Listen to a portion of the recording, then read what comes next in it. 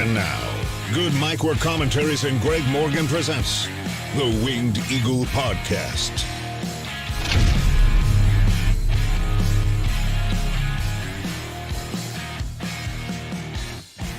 Hollywood Rock is back, and it is glorious. What's going on, guys? Happy Saturday to you, and welcome to your Winged Eagle Podcast for February 17th, 2024. Got a fun one to get into today. We have a lot of wrestling results to talk about, like last night's SmackDown, specifically Hollywood Rock's return to our Wrestling Universe lives and cutting a really fun heel promo last night on SmackDown. Officially joining the Bloodline, although he wasn't doing this, he was doing this. And it was a little weird. He had some kind of, some sports references that were kind of a reach, you know, in his promo. But overall, just seeing The Rock like back in that demeanor was a treat, was a real treat. And I don't know what the hell happened. You know, last month, we're going to talk about a lot of, you know, the reports and rumors circling around about what exactly went down with Cody and the Rumble and the decision to move away from Cody and go with The Rock and then change their mind and who might have been behind that and what the motivations were and all of that. Who knows what's going on there? I mean, I really, really don't know. And it's hard to figure out, but I'm glad that regardless of how we got here, that we're here, because seeing this version of The Rock, something that we haven't seen in 20 years now, 21 years, basically, since 2003, when he came in as Hollywood Rock for that brief period with that awesome heel theme, which I think WWE really needs to go back to. Maybe they're saving it. Maybe they're waiting for Mania or waiting for another Rock appearance. But seeing The Rock come out last night with that swagger, with that demeanor, with that vest, with the glasses, walking all slow, you know, he needs that heel theme to match that vibe, to match that outfit, you know what I mean? And so I'm hoping that still comes, that they will spice up or rehash or remash up Rock's old heel theme from 2003, which was perfect and would fit him a lot better in this role that he's currently in now. But we might get that later. What we have now is Hollywood Rock, and I thought last night on SmackDown was a lot of fun just to see him in that role and think about what that could mean for WrestleMania and the role he is going to play there and how they are maybe dropping subtle hints or accidental hints that maybe my idea of the WrestleMania 14 rehash of Austin and Tyson being in cahoots is actually going down with Cody and Rock. The way Rock pointed at Roman Reigns last night and says, I'm going to do everything in my power to see to it that you are a loser, and just pointed right at Roman Reigns. So I don't know if that was a hint or if that was just Rock not paying attention to where he was in the ring or what was going on there, but it does create a lot of, you know, chatter online and discussion about, you know, what exactly the end result here is going to be. And if this Hollywood heel Rock that is getting booed by the fans is going to be something permanent, at least for the foreseeable future, or if this is just temporary to get Rock back into that babyface role, since apparently it sounds like, even though we don't know 100% for sure, sounds like this idea of The Rock being heel was not the original plan. And it just is something that they are going with. I think Rock and Brian Gewirtz and whoever else is like, if I'm going to get booed, I might as well go out there and get booed. You know what I mean? And I think that was the right call. So seeing The Rock in the role that he was in last night, to me as a fan, is way more interesting and way more exciting than what he probably would have done with his tired old shtick that we've been seeing for decades now. And it's always great to see The Rock when he pops back up, but you can only handle and stomach so much of that, especially if this guy is going to be in the WrestleMania main event. We're going to have all of these weeks, the contract signings, the in-ring promos of just all this shit. We went through this years ago, a decade ago with Cena. I don't see the point in doing it again. And this version of The Rock is something that, you know, now when he's cutting a promo, I won't like zone out or, you know, or anything, because I know he might actually say something I haven't heard before, where prior to that, a lot of it's just the same stuff. And that can get a little bit old. And I, as a fan, was concerned with how that was going to go if they would have gone with Rock and Roman Reigns this year. So this adds a really fun element to it. This is kind of a callback, a throwback to 20 years ago when we had this version of The Rock. And it makes me like The Rock because I thought he was superb last night, telling us about the record we broke with the biggest gathering of trailer park trash he's ever seen. He's the best. He showed up at the arena last night in Salt Lake, parked like an asshat diagonally in two spots in his big fucking truck. What a guy. What a guy. Rock is excellent in this heel role. You got to remember, Rock is an actor.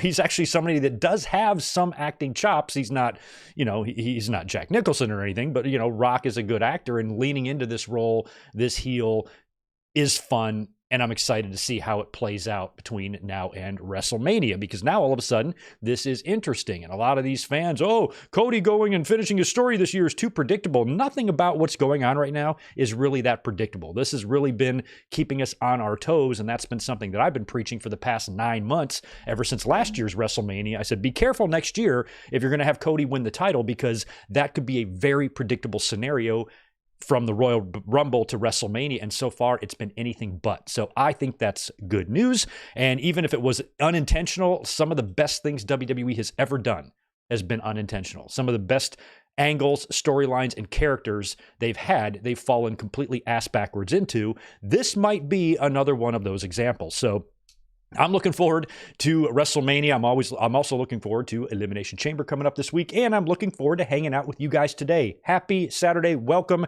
Hello. Thank you for being here. Hope you guys can see and hear me. I have not done any sound checks. All right. I think you guys would have told me if you couldn't hear me. Good to see everybody in the chat. I'm going to do some shout outs real quick. You guys know what to do. Do me a big favor and smash that thumbs up button down there, and make sure you are a subscriber if you're watching this video. And you're not subscribed, please become one so we can get up to 50,000 subscribers here on the channel sooner rather than later. I'm going to run through what you can expect from me this week, because it is a little bit different of a week. I'm not going to be here for a Raw review. We got a big watch along tomorrow, and Elimination Chamber next weekend is at a weird time, but I'm going to explain all that to you guys in just 1 second, and the links that are currently up on the channel. Excuse me. Cheers while I take a sip of Jersey Mike's.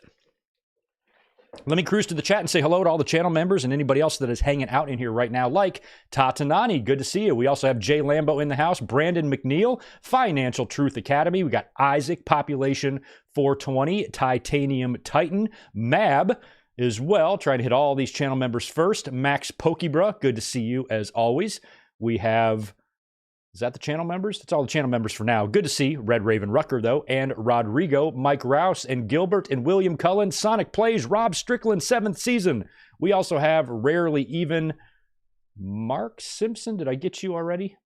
Michael Cuomo, always good to see you. David Brown is here. Zach Palgett, missed a channel member. Sorry about that, dude. We also have Chris Maycock, Josh Bottomley tuning in from the UK. Just caught up on SmackDown. How about that Rock and Roman segment? That is what we are going to open with. We're actually going to start with SmackDown, talk about everything last night, talk about the Elimination Chamber, what they're having set up there, and a lot of, like we've been doing, WrestleMania scenarios. And then we're going to backtrack, hit some wrestling news. We got a little bit of Vince stuff, but not a ton right now. We'll talk a little bit about Ashley Mazzaro, QT Marshall, wish the best to Maurice. Couple of other things I have written down in my notes, and we'll also talk about this past Wednesday's Dynamite and what we're looking at heading into Revolution in just a couple of weeks. And a Dynamite this past week that I thought was really good. I mean, that main event between Cassidy and Taven was fucking bonkers, and I really liked the Darby Allin promo on the Bucks, dropping a little bit of a Cody reference there, which did spark some debate online, and I'm not in disagreement with people who thought the line was unnecessary. They have a point. I just kind of personally didn't have a problem with it, and I'll explain to you why later on. Also, Denny Downbad is in the house. So is OTS Tribal Queen. Ben Espinoza is here. We also have Brian Jacobs, and who else? Anybody else I'm missing? Ramviro, good to see you. Nikita Abalakin and Cherokee George all in the house, and Population 420 is dropping in $2. Thank you for that, dude. Rock's old heel theme. Rock needs old heel theme music back. Yeah, I said that last night when he came out, because he had his old music, but he's walking out there all slow like heel Rock. I'm like, this doesn't match. He's doing the goosebump thing with his arms, and I'm like, you need your old slower theme. You're walking out, you're walking very slow. He's walking like his Hollywood Rock character would walk, and he needs the music to match that. So my theory is maybe they're saving that. I don't know if they can save it all the way until WrestleMania if the plan is to move Rock back to a babyface, but we got to get some sort of version of that heel theme. Wouldn't you think? Like, come on, WWE. Let's get on that if we could, because I think that would be a fantastic idea. Max Pokebra SmackDown was great. Loved the qualifying matches. Yeah, we had qualifying matches last night as well, and the Elimination Chamber matches are now set, I believe. And last night on SmackDown, by the way, was a double taping. We will talk about what's happening next week. I do have the spoilers here, but I will not give you the spoilers. I will just tell you who's wrestling each other for next week. And we have the Elimination Chamber matches pretty much set. I think there is one spot still open on the women, I believe, but the men's field is all set. Here's what you guys can expect from me this week. First of all, tomorrow we have a really fun watch-along. It is time to start a WrestleMania watch-along. So tomorrow I have decided that we're going to start with WrestleMania. Whoops, sorry, wrong one. 22. This is the one we're going to do tomorrow, WrestleMania 22. John Cena, Triple H, main event, of course. We also have Shawn Michaels versus Vince McMahon, Mick Foley and Edge. This was the year that Rey Mysterio won the championship because Eddie Guerrero went into the Hall of Fame. And this is more of a modern WrestleMania that I think a lot of you guys remember. Originally, I was going to do WrestleMania 5, but I decided to do this one instead. Maybe we'll get to 5 in a couple of weeks because I definitely think I want to do 22 and maybe 24. So we will be watching WrestleMania 22 tomorrow night, 8 p.m. Eastern, 5 Pacific, right here on the channel. We will be checking that one out. And it's been a long time since I've watched that pay-per-view. So we're going to be doing that tomorrow night. Now, this coming Monday, there will be no Raw review. Monday is Elizabeth's birthday, so we're going to be celebrating that. A lot of plans that day, so no Raw review on Monday. And then on Tuesday, I'm going to be out of town for the day, so there's not going to be a video that day either. The next video after tomorrow's watch-along that we have planned will be Thursday's Elimination Chamber predictions. So we will be up here on Thursday at 6 Eastern, 3 Pacific, the same time we went live today, Thursday afternoon, to predict the Elimination Chamber. And I will also get into any other wrestling news that might be going on that day. We are going to be just a few hours removed from AEW Dynamite, so we'll probably talk a little bit about the results from the previous night's Dynamite as well, along with predicting Elimination Chamber, which I think is going to be fun and is going to set up WrestleMania really, really nicely. And we'll talk about some of the theories I have for that chamber and how, you know, my guy, Sami Zayn, I'm really holding out hope that he is actually going to find his way into that World Heavyweight Championship match at WrestleMania. I feel like he's going to. Maybe we see some of that play out on Elimination Chamber, or maybe that is going to be saved for TV. We will see. And then this coming Saturday, early Saturday morning, so basically 1 week from today, I'm going to do it. We're going to do a live watch-along of Elimination Chamber. For me on the West Coast, this show begins at 2 a.m. So it'll be 2 a.m. for me, 5 a.m. if you live on the East Coast. Now, I am a night owl, so staying up until 5 a.m. shouldn't be that hard for me because I'm pretty much awake until about 4 a.m. every morning anyway. So for me, on the West Coast, this is really just me staying up for an extra hour. So basically, next Friday night at 2 a.m., we will be here live. And I'm really curious to see what kind of an audience we have for a 2 o'clock in the morning watch along. The last time I did anything close to this would have been like 2018 Wrestle Kingdom, where I watched it in the middle of the night in the dark. And I remember having several hundred people in the chat watching in the middle of the night. So if you are living overseas and you are a little bit in a more favorable time zone to Elimination Chamber, join us on Saturday. Would love to have you. And I'm going to be staying up late and watching Elimination Chamber. I'm assuming it's only going to be a 3-hour show. It's probably going to run from 2 to 5 a.m., 5 a.m. to 8 a.m. on the East Coast. And we're just going to do a watch along of it. And I will probably save a review for later. Normally on my watch alongs, we stick around and we recap the show and we talk some more. I'm probably going to be exhausted by the time Elimination Chamber is over. So we will probably just cut the watch along off, and then I will come up for a mic drop, maybe recapping the show and talking about the results later on in the day, or maybe even Sunday before we do our watch along next week. So just keep all of that in mind. The only link I do not have up yet is whatever watch along we're going to do 1 week from tomorrow for WrestleMania. I have got some ideas. We'll talk about it tomorrow, and I'll put up a link tomorrow. So anyway, that's what you can expect on the channel this week. I might try to get up here between Sunday and Thursday if I can, but it might be kind of unlikely as well. So just keep that in mind for this week as we head into Elimination Chamber weekend. I think we need to get into last night's SmackDown first. I think I want to start with that because, like I said, heel Rock is back. Hollywood Rock has returned to the WWE, and Hollywood Rock is now in the Bloodline. One thing that's interesting about The Rock, joining the Bloodline, is that I always thought if that was going to happen, if The Rock was going to go heel, which is something that I mentioned all the way back on the 1st of January when The Rock came out and mentioned the head of the table thing. And I'm like, well, how's that going to work if Cody's going to win the Rumble or Cody's going to be challenging Roman? Even then we were wondering like what that's going to mean for Cody's story. And I mentioned back then, like what if The Rock turns heel? What if he joins the Bloodline? Imagine if we could get heel Rock back. But I imagined that turn happening like in the main event of WrestleMania, like something like that. Cody and Roman, Cody's got Roman beat. And then The Rock comes in and fucking screws Cody and they beat him and he celebrates with the Bloodline. That's the way I thought that would happen, like some big monumental crazy swerve. But here it just sort of happened. It happened naturally when Cody stepped aside for The Rock on that SmackDown, and then fans freaked out. And WWE then tried to backpedal on this and figure out how to do WrestleMania now in a way that can satisfy the fans, since clearly they have a big issue with Rock and Roman Reigns happening and derailing Cody's plans. Now, Meltzer has been a mess on this all week. I was reading some of the things he was speculating on, and it was really kind of all over the place in terms of how he believes this came together behind the scenes. And he even made reference to the original plan being like an injury angle with Cody, like prior to Punk getting injured. So if Punk wouldn't have gotten injured, according to Meltzer anyway, the plan was, I think he said something, I was reading the Observer, I think he said something to the effect of Cody would have come out on SmackDown and gotten attacked and gotten injured. And then The Rock would have stepped in for him to face Roman Reigns. But my big problem with that is, okay, Dave, if that was what the plan was, what the fuck is Cody going to do at WrestleMania then? Is he going to be off the show? He's not going to work the show? You're going to injury angle this guy out? No. That's absurd. That means Cody would have had to do something, but what if he faced like a Drew McIntyre, or him and Jay team back up and went after the tags, or he did something else? Wouldn't that be just a huge letdown, equally as bad as what they were trying to do there? Cody just stepping aside, working an underneath match, and then still getting his match with Roman Reigns later.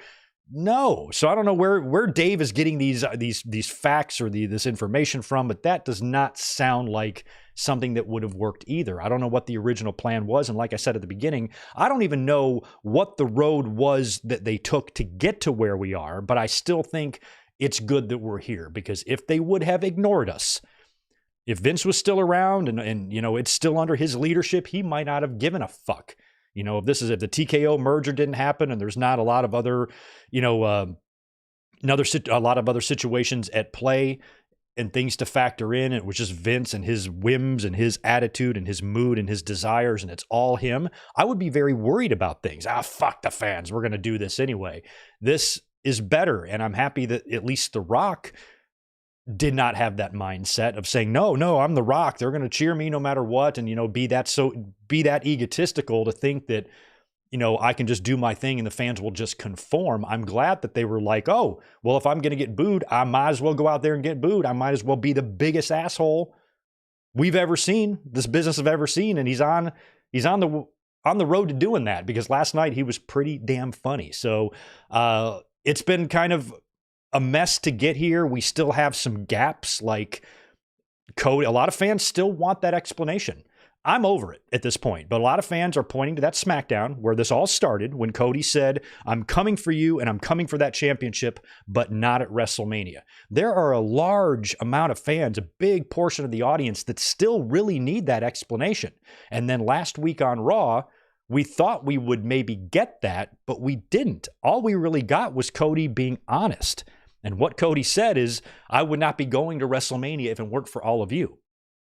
So I don't know what is more important to fans. Protecting the kayfabe. Fans believe that Cody should have offered up some other reason. But in my mind, this isn't Cody's fault. What they're doing is making Cody look bad. Yeah, what they are doing is making Cody look bad. Cody's not making himself look bad. WWE, with these creative plans, temporarily, briefly for one weekend, made Cody look like an idiot, but they've kind of just kind of dropped it. And that's something you see in TV. I mean, Jesus, daytime TV, probably all the angles and storylines that are started and stopped. We've seen this a million times in wrestling too. You start things, you mention something, you never follow through with it. Sometimes you just want to strike it from the record or pretend it didn't happen. And I feel like with Cody thanking the fans for kind of making this happen, that was really all you needed. Cody basically said, you guys spoke up when they had shitty creative for me. And that's why I said what I said on SmackDown, because I wasn't going to go face Roman until you guys spoke up. So kind of pulling back the curtain there is nothing new. We all know what the deal is. So even though I agree completely with people who say Cody needs to explain himself for why he said that, yes, he does, but it looks like they're not going to explain it. So my advice to people that are struggling, trying to make sense of Cody's motivations, here's the piece of advice I can give to you. Suspend your disbelief. That's it. That's all wrestling really is. And in this case, it's not even that much of a stretch. We are talking about one line of dialogue here, one sentence in Cody's promo 2-3 weeks ago, whatever it was, on SmackDown that we are trying to reconcile, trying to find, trying to make sense of. And I don't really even think it's necessary at this point. Just forget it. Just forget it. We know what the real story is. The story is they were going to go in a different direction than Cody and Roman for WrestleMania, and the fans spoke up, and now WWE pivoted back and have altered some creative plans to now fit all of this. That's what the explanation is. Could WWE have tried to concoct some sort of a better explanation for Cody to give? Sure. Yes, they could have. And it would have been helpful. Maybe it would have satisfied some fans and maybe it wouldn't others, but at least it would have told us that they know, that we know, that they need to figure that out. So Cody just thanking us instead of saying, you know, this was a ploy by me. I said I didn't want to face Roman Reigns to see how The Rock would react. Something like that, you know, fans maybe wanted, but then you're just convoluting the story even more, I kind of think, you know, unless you can explain this down the line, which is what I mentioned before. And that is, if Rock and Cody are doing an Austin Tyson type of thing, Cody's explanation isn't going to come until after WrestleMania, until after he's won the title. So it is possible that we still get that explanation. If Cody wins the championship with help from The Rock, then he can just be like, this whole thing was a ruse to take everything from Roman. We were in cahoots. We set Roman up. We played him like a fucking fiddle. And then it would make Cody's line on SmackDown make a little bit more sense. So we have to see if we even get that. But on Monday, we didn't really get that explanation at all from Cody Rhodes. So now that we have our direction on the WrestleMania kickoff, Cody chose Roman. Triple H reiterated that, confirmed that it's going to be Cody and Roman at WrestleMania. And now, after they released that WrestleMania teaser, which is also something else we talked about on Monday, it looks like they might be setting up some sort of a tribute to WrestleMania 1 and the big main event tag match by having Cody and Seth face Rock and Roman Reigns. That seems very likely, considering that The Rock was going to have a match. Now it looks like he's not going to have a match unless he's involved in this tag team. Otherwise, what is he going to do? Just be at ringside for Roman Reigns and Cody? That doesn't seem right either. So I feel like we might get that tag team match. I hope that we do. And Seth Rollins and Cody Rhodes are scheduled to be guests on the Grayson Waller Effect at Elimination Chamber. So I feel like it's going to be Cody and Seth, and I feel like Jimmy Uso and Solo are going to attack them, and they're going to run them off, and then Cody's going to get on the mic. Yeah, Roman and Rock, you guys are sitting back at your home in Hawaii or whatever, and you sent your goons, your lackeys, your yes men here to attack us. If you really want us, if you want a piece of us, why don't you face us at WrestleMania? We might get the challenge laid out right there at Elimination Chamber. And then if we do, that will be the table set for WrestleMania. We'll get the tag match on night 1, and then maybe Cody and Seth both defend their championships on night 2. That's very possible, but we still have to get there first. And last night on SmackDown, like I said, we saw The Rock pull up to the arena like a complete douche. And when he came to the ring, this was midway through. Oh no, this was the main event. Yeah, this was the main event segment last night on SmackDown. So let's talk about the main event segment and then backtrack on the rest of SmackDown, because we are talking about The Rock and I want to stay on point. So the main event segment of SmackDown last night was going to be the Bloodline. Rock and Roman Reigns did arrive at the building separately. Rock got there like an asshole, and Roman was all smiles. Roman showed up. He hugged Jimmy. Jimmy looked like surprised, like, oh, you're giving me a hug? Okay. And he kind of comes in for one, and he's like really surprised how you can see all of Roman's, all 68 teeth that he has. He's got this big white ass smile. He's walking around. He's all happy. So Roman is feeling no pain. He feels like maybe very secure, very safe, that he has just added, a piece of the bloodline, the biggest piece of the bloodline has ever added, really, and he's very, very happy about that. So now it's time for the main event segment. Roman and crew come out first. So it's Roman, it's Heyman, it's Jimmy, it's Solo. And, Roman is in the ring. He's extremely happy, and he's bragging and he's talking his shit. And that's when he introduces the newest member of the bloodline, The Rock. And The Rock's music hits, his old babyface music hits. He comes out. He's wearing like a Versace vest. It's very reminiscent of the old $500 shirts he used to wear back in 2000. Get your hands off The Rock's $500 shirt, jabroni. But this time there's no sleeves. It's a vest. And if you Google how much $500 was worth in 2000, it is now worth $911 today. So that was probably a $911 vest that The Rock was wearing last night. Came out with a lot of swagger, walking very slow to the ring, which is why I said he really needs to have that heel theme reintroduced. I'm hoping they're saving it for a special episode or something, and maybe not as long as WrestleMania. He needs that now. So he came out to his normal theme, which did not match his demeanor or his vibe at all. But he got in the ring, and he began with his heel Rock shtick, and he says that he has got some very good news. He goes, I've got great news for all you fans in Salt Lake. You have just broken the indoor attendance record, and here's the record you broke. The record for the largest group of trailer park trash The Rock has ever seen. So that was pretty funny. He shits on Utah. He shits on Mormons. Unfortunately, he did not mention magic underwear. I was hoping he would. He told a guy in the front row that he would slap the herpes off his lips, which I think that guy should take The Rock up on that offer, because if The Rock slaps the herpes off your lips, you might not have to go to the clinic, and that might save you some money. So I think that guy should have taken The Rock up on his generous offer. Rock also went on to shit on Cody and shit on his fans. You finish his story. So, which I love, because Rock is clearly mad at us for speaking up, but I don't fucking care. Be mad all you want. Cry some more, Rock. The only one that sounds like they're crying here is you, Dwayne. So he's shitting on us, and he's insulting us Cody fans as if we're going to be offended by The Rock calling us trailer park trash or inbred or whatever. The Edge called us inbred when he joined Judgment Day as well. And I still like Edge. So Rock is shitting on us. He's very mad at Cody fans.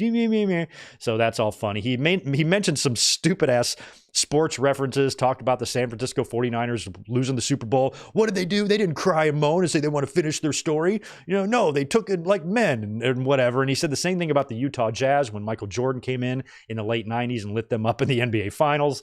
And it was just a stretch on the references, because you still can get another shot the same way Cody did. What Cody did this year, winning the Rumble, would have been the equivalent of the San Francisco 49ers or the Utah Jazz going back through the playoffs and making it back to the championship. That's what they would have had to do to get the shot. They don't just move on and just go fight another team instead.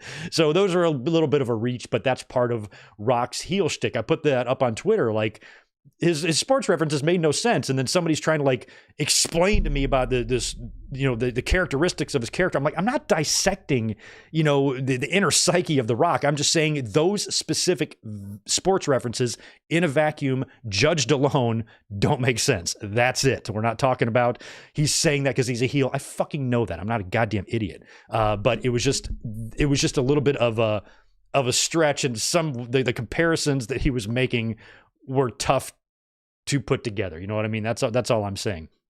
But I like when a heel has ass backwards logic like that. That's kind of the best heels. When they're so fucking out of their minds, they will just say anything. And The Rock is kind of like that. So, he trashes us. He trashes Cody, trashes Cody fans, trashes the Utah crowd, and vows to do every single thing in his power to make sure that when Cody leaves WrestleMania, that you leave a loser. And as he's pointing, seemingly talking about Cody, he's pointing right at his cousin, Roman Reigns. And Roman's not really looking at him. And a lot of people pointed that out on social media. Is this a subtle hint that The Rock's going to turn on Roman Reigns? I think that's been on everybody's radar basically right from the start, because if The Rock being a heel right now is something that they didn't have planned, it almost reminds me of like the Shawn Michaels thing in 2005 when Hogan didn't want to work heel or face at SummerSlam. That's why Shawn oversold him, and because Hogan wasn't being cooperative.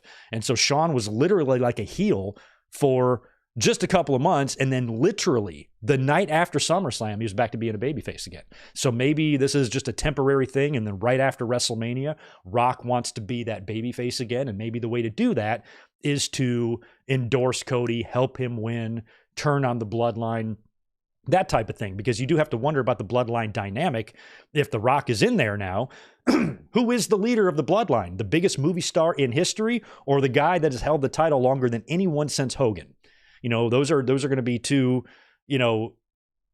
top guys in the faction there, and Rock already has a history of not being the leader of a faction and becoming one. He took the Nation of Domination away from Farouk. He took Fast and Furious away from Vin Diesel, and he could take the Bloodline away from Roman Reigns, especially if Roman were to lose or Rock starts losing confidence in him, because Roman Reigns, his demeanor is something to keep an eye on here as well. He's all happy. He's all smiles, but this is a guy that Roman has commanded so much attention, and he has so much presence when he's in the ring. He just looks like a superstar. We've been saying this about Roman Reigns ever since he's had that transformation and turned into a heel and grew into this character with Paul Heyman, and how amazing he's become compared to how he used to be when he was a babyface, not getting over, not connecting, shitty promos, suffering succotash, all that stuff, to where he is now. It's almost like it's two different people. And when he's in the ring with the Bloodline, it is clear who the center of that group is. And with The Rock there now, you do have to wonder how that would work long term. Roman Reigns on the WrestleMania kickoff said, "I choose The Rock." He wanted to fight The Rock. The Rock dropped that hint on January 1st. Should he sit at head of the table? That match was going to happen until Cody pissed them off, and now they are temporarily aligned. It doesn't feel like that is a bond they can hold for very long. We're going to have to get that Rock and Roman match. I feel like Rock and Roman Reigns and WWE still want that to happen. And that's what I said, a couple months ago. I'm like, if any match should wait, it's this one, because now you're like rushing it when you already have a story that you've been telling. Oh, Cody can wait another year. No, motherfucker. Rock can wait another year, or Rock can wait another pay-per-view. And I've been mentioning Saudi Arabia for months now. So I feel like that is an option for Rock and Roman Reigns, especially if the finish of WrestleMania sees Rock somehow turning on the Bloodline, or maybe having a change of heart. Maybe it's not a ruse between Cody and Rock. Maybe this is legitimately how Rock is feeling right now, but his feelings change as he gets closer to WrestleMania, and as he's close with the Bloodline and he really gets to see how they operate. Maybe it's a turnoff. Maybe he doesn't like the way Roman Reigns does business. Maybe he does feel that this harms the family, makes the family look bad. He starts to change his tune a little bit. They drop little subtle hints to that on TV before WrestleMania, and then we get into the big match, and then Roman does something, and, Rock just stops him or whatever, and then Cody wins, and then Rock's a babyface again. I don't know, but you got to think about that tag team match too, if that does wind up happening. I feel like if the tag match is going to happen, the challenge gets laid down at Elimination Chamber. That's what I feel. The two guys are together on the Grayson Waller effect. I can see Solo and Jimmy attacking. Cody and Seth beat the shit out of them, run them off, get on the mic and say, "Look, assholes, you sent these two fucks here. Why don't you face us in a tag team match at WrestleMania?" And we'll all do double duty, except for The Rock, because he's old. He will just be doing single duty. So something like that could be fun. But if it was up to me, I'd have the Rock stay a heel for as long as possible. As long as it's getting over, I would keep running with it. And maybe when we got to that Rock and Roman Reigns match, that we thought we were going to get this year, it might be heel Rock versus babyface Roman Reigns. That could be pretty good. Excuse me. So hypothetically, let me ask you, if we're going to get Rock and Roman versus Cody and Seth on night one, and Cody Rhodes is going to finish his story and win the championship on night two. Some people are saying he's going to lose. I don't think he's going to. But then again, I didn't think he was going to last year. So I'm not going to be foolish or arrogant enough to sit here like a dickhead and declare he's not going to lose or he's not going to win. You don't fucking know any better than I do. I don't think he's going to lose. But if WWE did that, if Triple H is butthurt or something about, you know, hey, we were going to go in this direction, the fans made a stink, and so I'm just going to beat Cody just to stick it to them, you know, maybe. I doubt it, but maybe. But if Cody is going to win the title from Roman Reigns at WrestleMania, wouldn't you think Roman and Rock need to win that tag? Because what if the tag match happens? Like, shit, man. Somebody's going to have to lose twice in this scenario, no matter what. Because if Rock and Roman win, I mean, unless Seth retains his title, but I feel like Seth would be ripe. If Rock and Roman win on night one, then Seth defends on night two, and it's a triple threat like we're thinking it might be with Sammy, Seth, and Drew. That means Seth's going to lose twice, which might give him good motivation after WrestleMania to say, hey, Cody, I stepped up and helped you out. I ended up losing my title because of it. You owe me a title shot.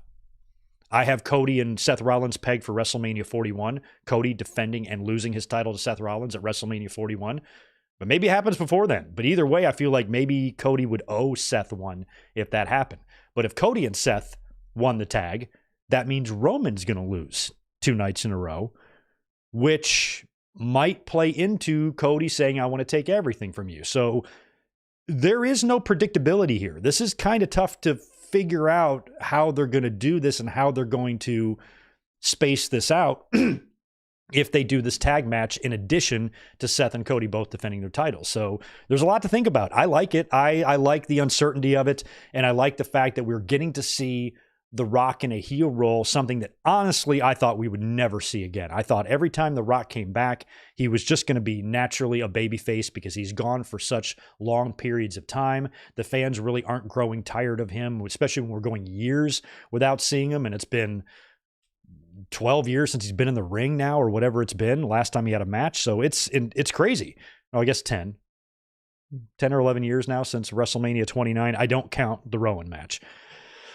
But I like that we're seeing Rock in a role that I just didn't think we would ever get, because I was always wondering, when we've talked about this before for years, wouldn't that be cool if Hollywood Rock came back? But I always wondered and questioned how that would even work. How would Rock go back to being that way, considering his relationship with WWE now, what a massive, huge movie star he is, and how he's, viewed in the public. He's a household name.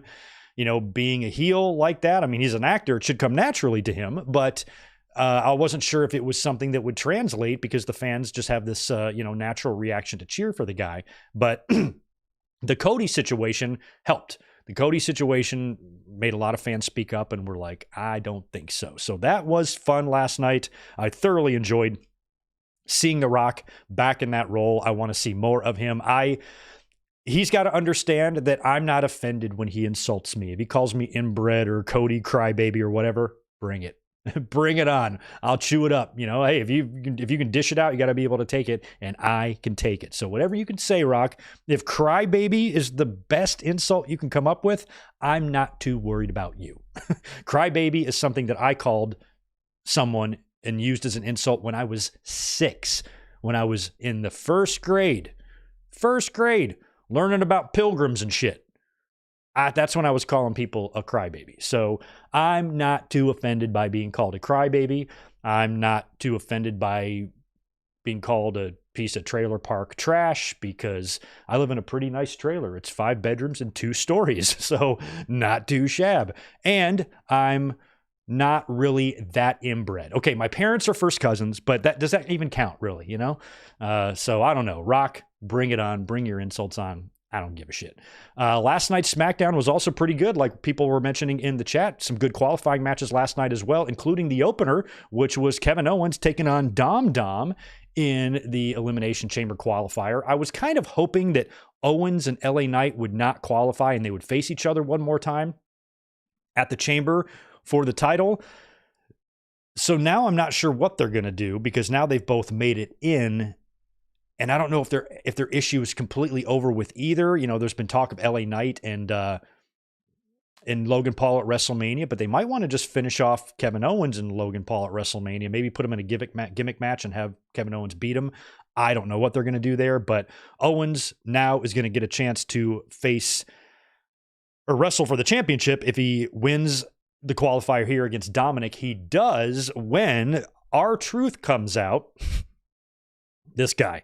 So Dominic, I think he's got like kind of Owens down a little bit. R-Truth comes to ringside, and then Dominic asks R-Truth to get him a chair. Go get me a chair, because Owens is kind of distracted by Truth a little bit. And so Dominic is asking Truth to get him a chair, but he's taking forever to do it. Like, Owens is down in the ring. The entire conversation between Dominic and R-Truth, the time it took to have that conversation, Dominic could have already ran out of the ring himself, grabbed the chair himself, hit Owens with it, won the match, and already been in the back at Gorilla by the time this whole fucking conversation was over. And when he was telling R-Truth to go get him a chair, R-Truth's like, I'm not in the Judgment Day. Y'all told me I'm not in the Judgment Day. So R-Truth finally seems like he understands that he's not in the Judgment Day, but he won't get Dominic the chair, or he does go get Dominic the chair, but instead of giving it to him, he just puts it down and sits in it. And then Owens is able to recover, hit Dominic with the pop-up power bomb for the win, and Owens has now advanced. So Owens is in the chamber.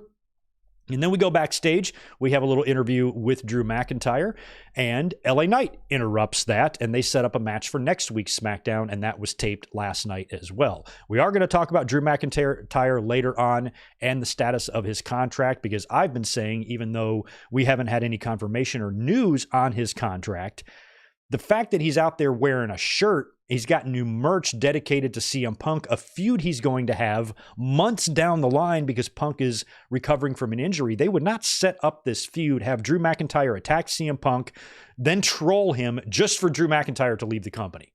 So I've been under the assumption that Drew McIntyre has resigned, but he might not have, and Fightful Select had an update on that, which we will read later.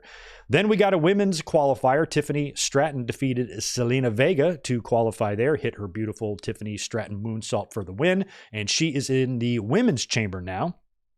I totally forgot about Carl Anderson and Luke Gallows. They still work there. They're backstage.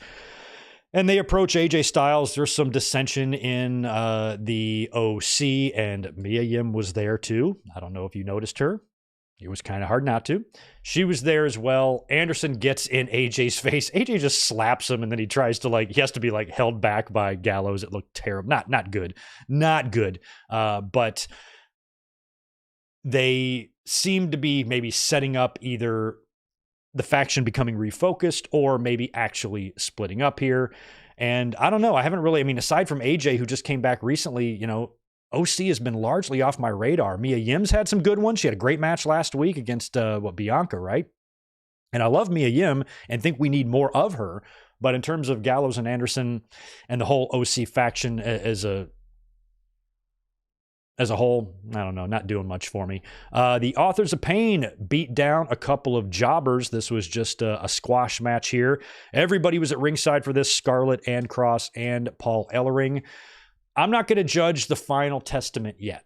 So far, it's not that intriguing to me, but it's super early. Even the New Day didn't get their shit together for a year.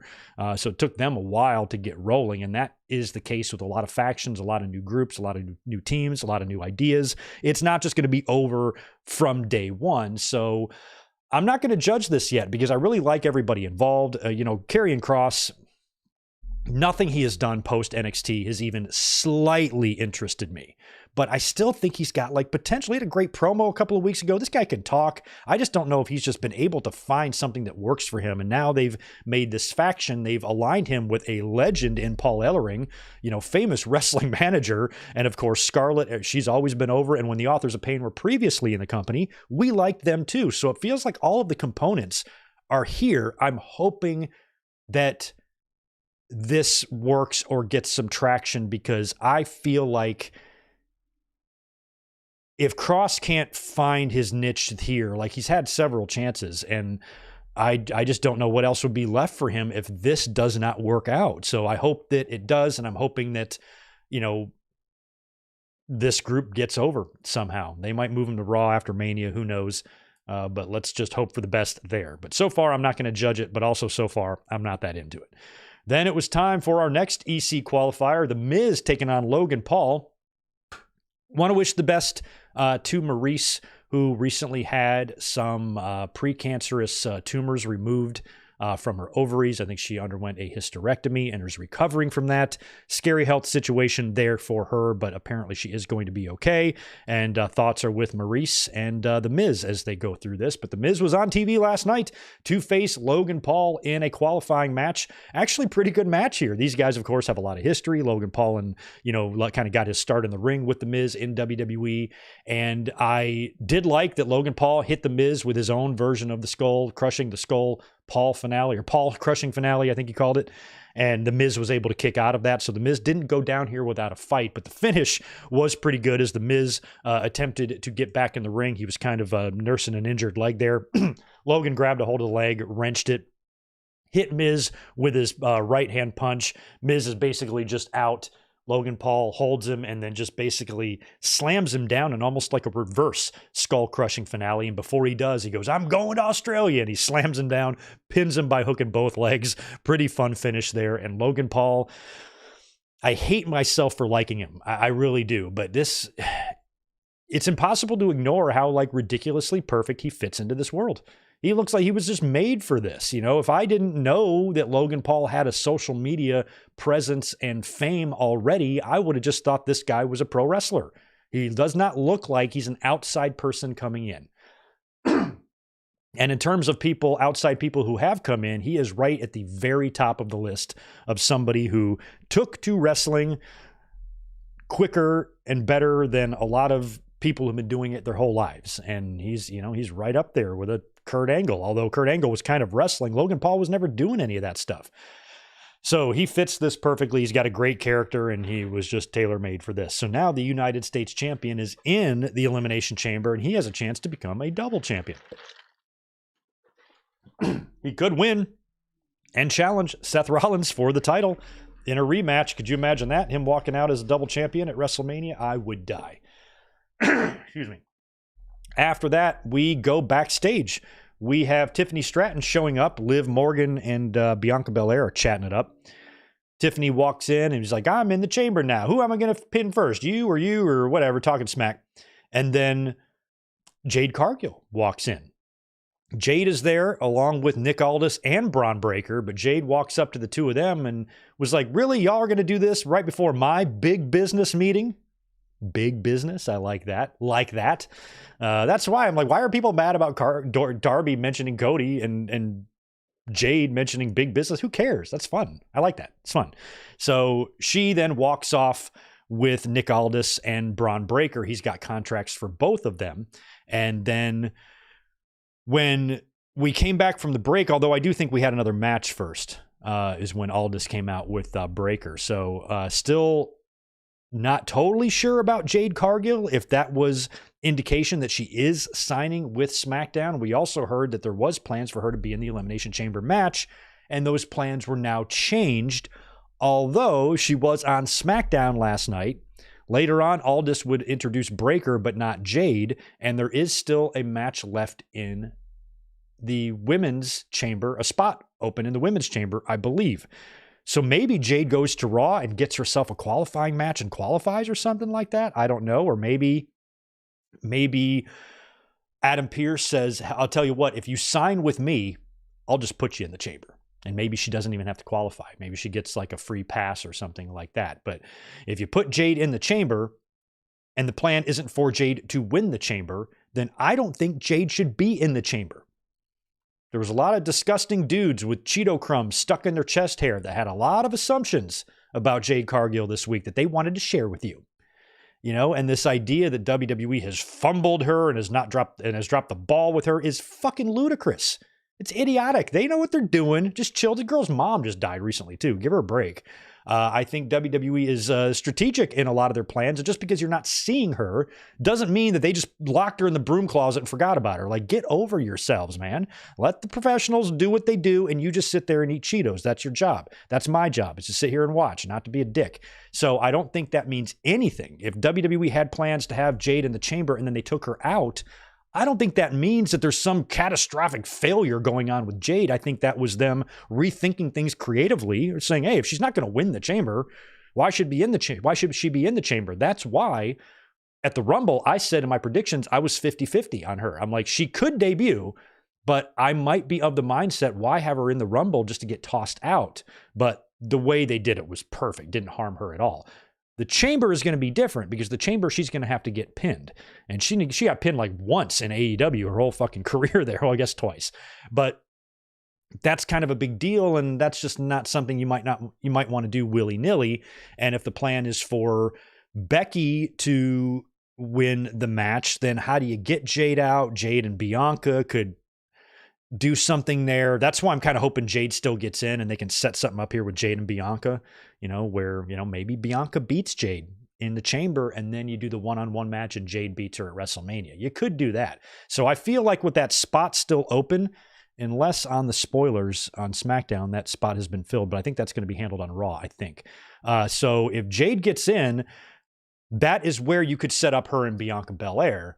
But then again, they might want to wait on Jade and do something else with her, or set up a match with her and Bianca, or with her and anyone at WrestleMania in some other way.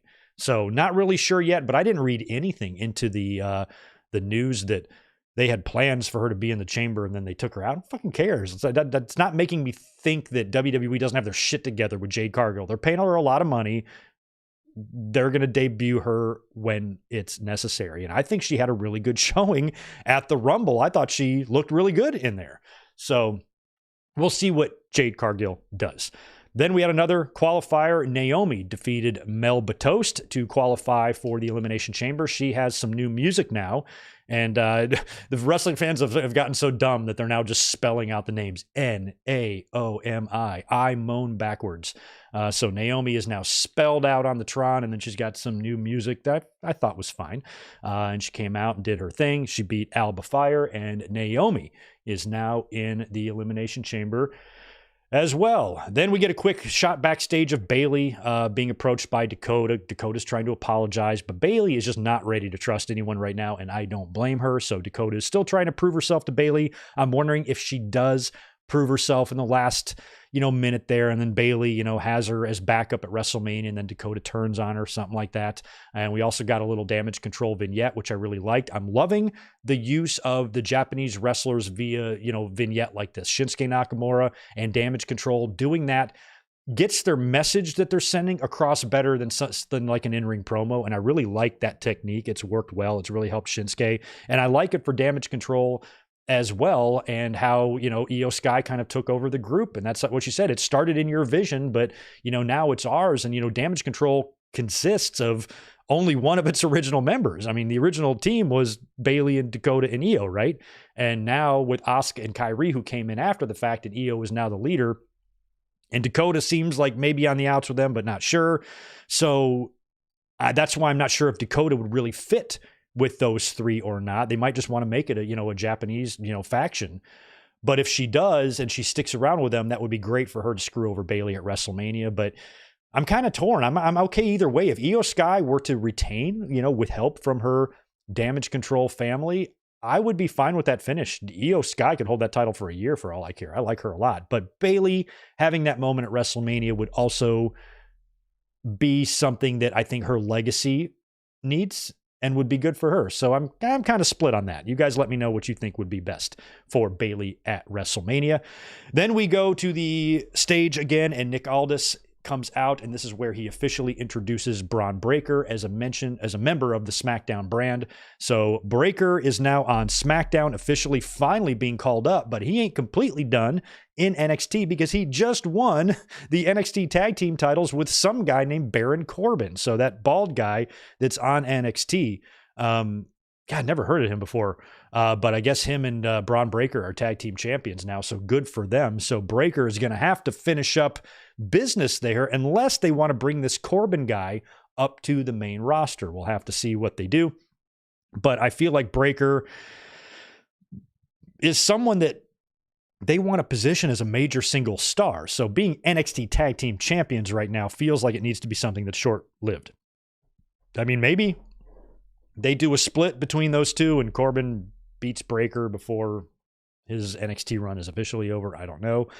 And that's pretty much all we got on SmackDown last night. And then, of course, the main event was the Bloodline segment, which we already dissected. Now, next week on SmackDown, we're going to get Tiffany Stratton versus Liv Morgan. We're going to get Braun Breaker versus Dante Chen. We're also going to get Pete Dunne and Tyler Bate taking on Dominic and JD McDonough.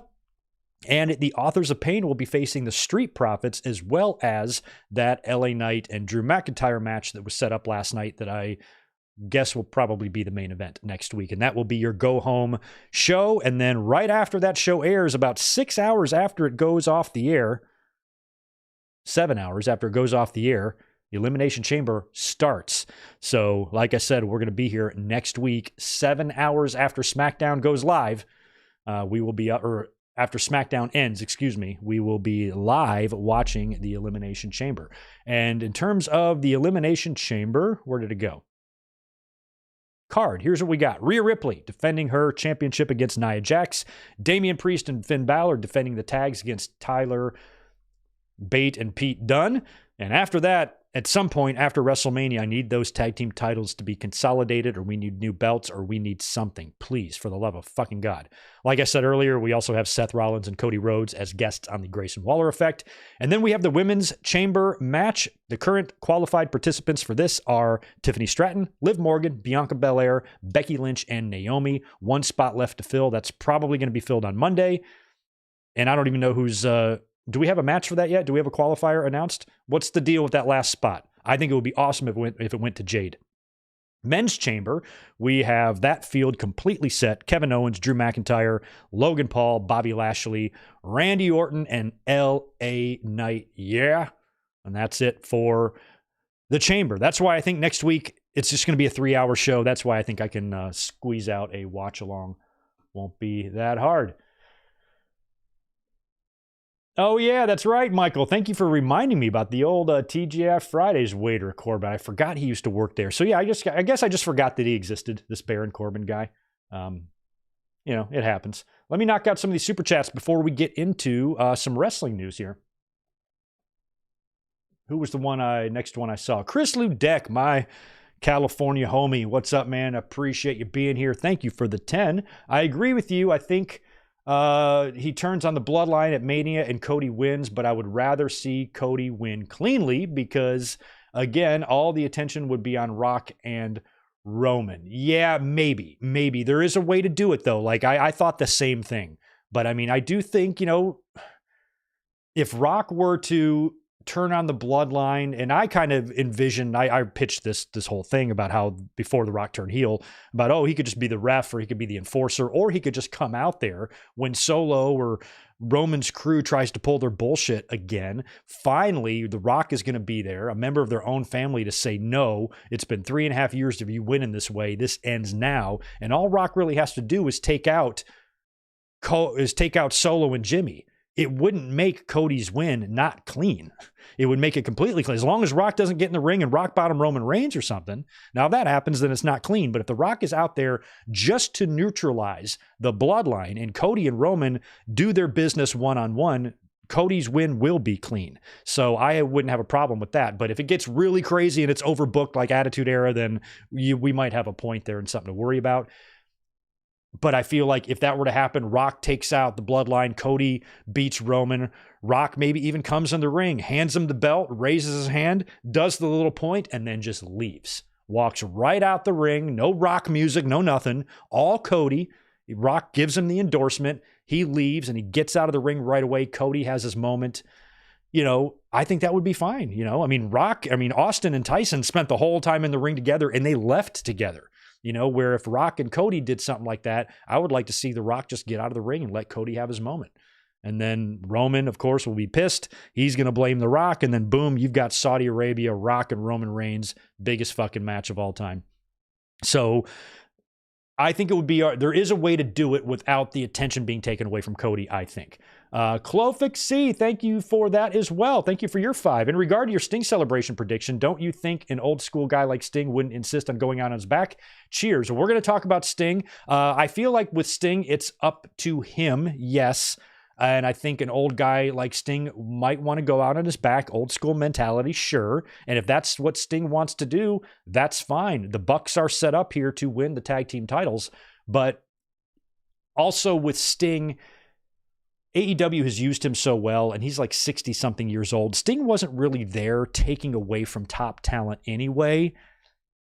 And he's at such a point in his life, like I think just with Sting, like just working with him would be this in his final match would be the same as beating him. Just the fact that you're working with him, because beating him, he's 60. It's not really gonna be that much of an accomplishment. Beating the streak, or something like that was much more significant, I think. So I feel like with Sting, it could go either way. If he wants to go out on his back, lose to the Bucks, do it. Absolutely do it. But I can also see how Tony Khan, Darby Allin, and anybody around Sting might tell him, hey, in this case, because it's all situational, not every case is the same. There are going to be legends, like a Flair and others who wanted to go out on their backs. And I think if Sting had his final retirement match 10 years ago, maybe it would be different.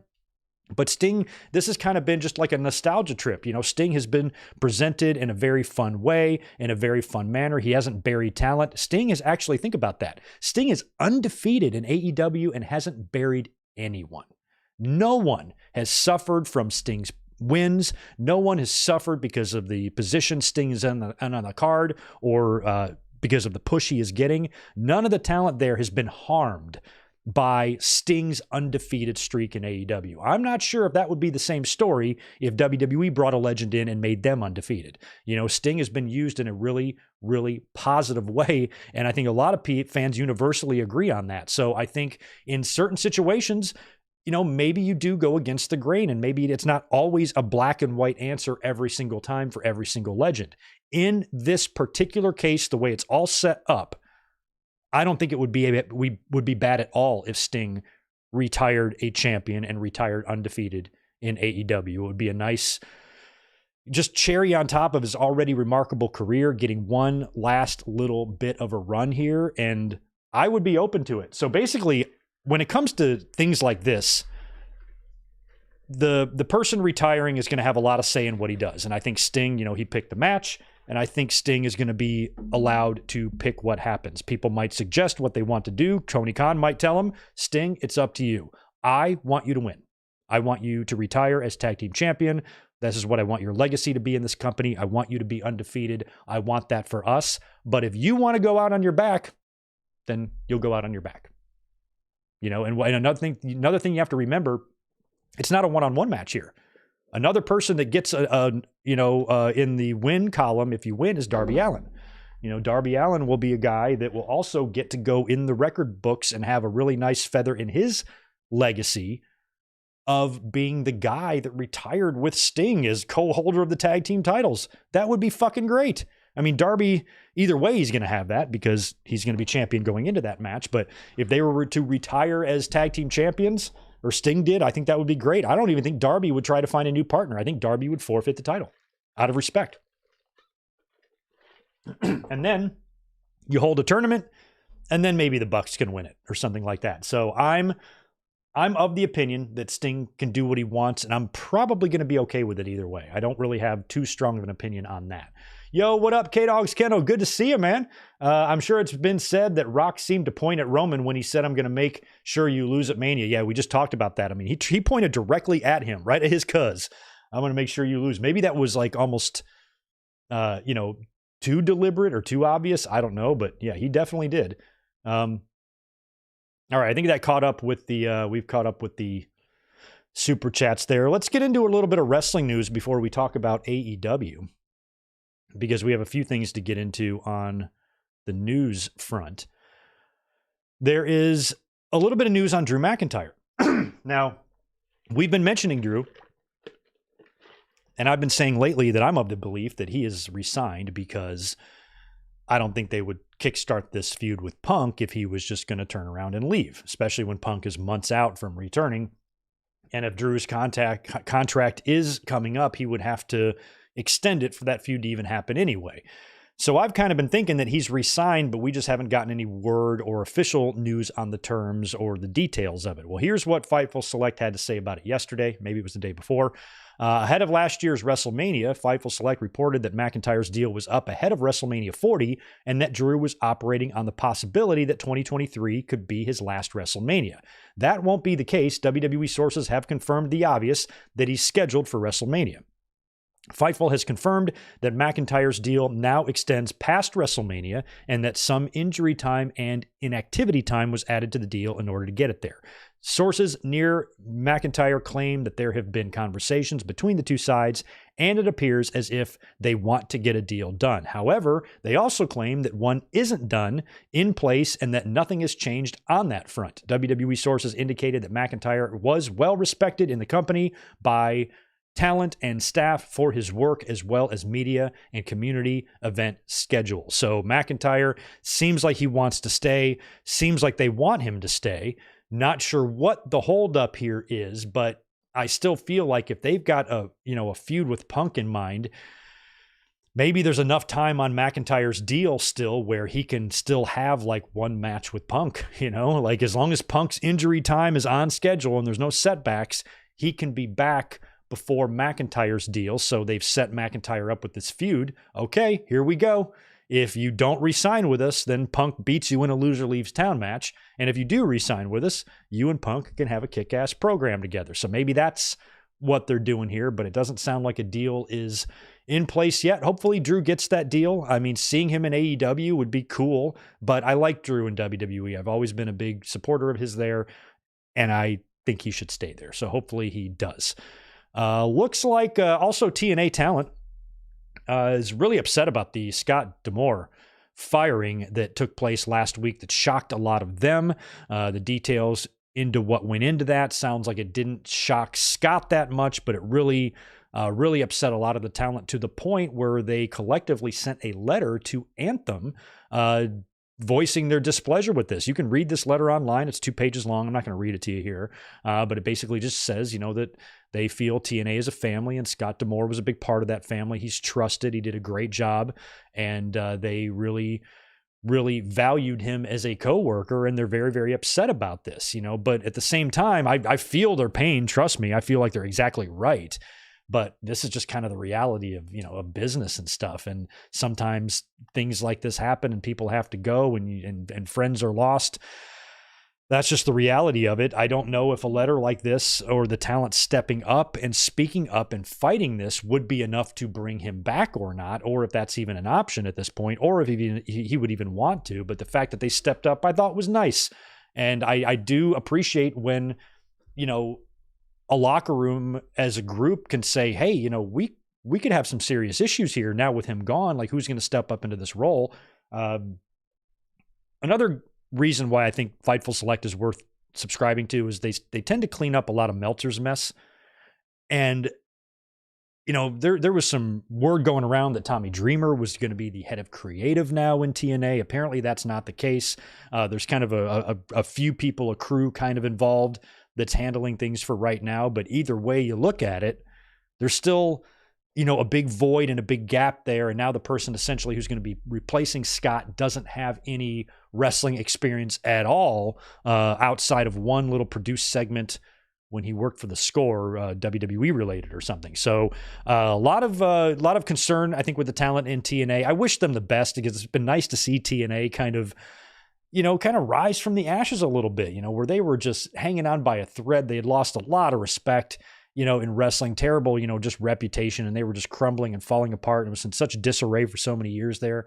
And seeing them, become a a once again respected quality form of pro wrestling is nice to see, and I'd like to see that continue. So all the best there to the talent in TNA. I hope everything works out for you guys, and whatever, and if Anthem does anything to try to fix this or rectify anything, maybe a compromise or whatever, but so far we've heard nothing in that regard.